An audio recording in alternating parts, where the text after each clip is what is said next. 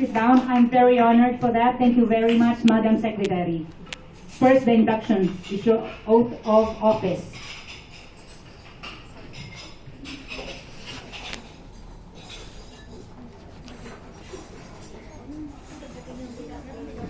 The BADOQUENEOS in Hong Kong, this is your... Dati isa pa tayo. Tingato yung gartini mayo. Siya. Ako kayo, English o Ilocano? Ilocano. English, kano po?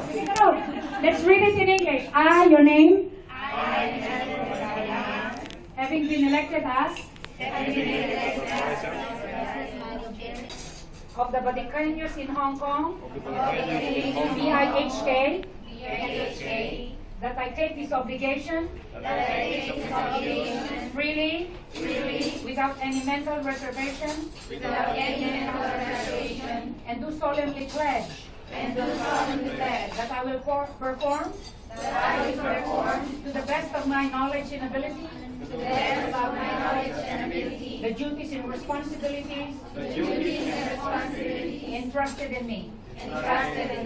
That I will abide and defend the Constitution and bylaws of the BADOQUENEOS in Hong Kong. I will bear true faith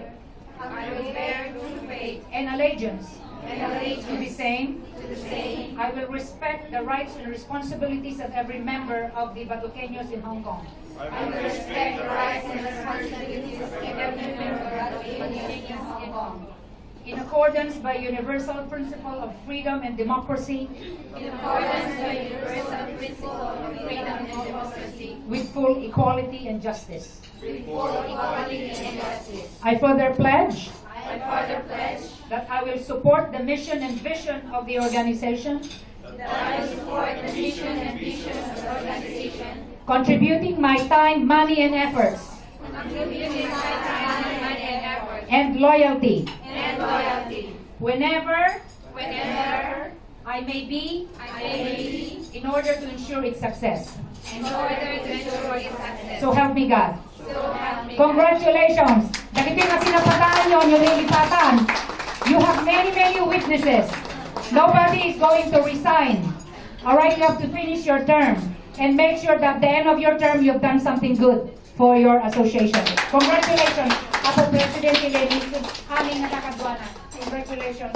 Palitrato ka tayo. Kaya kayo kumampana kasi munang kayo. Okay? Alright? Okay, congratulations. Lagi tayo men, ito yung tagarod. Palitrato, makating.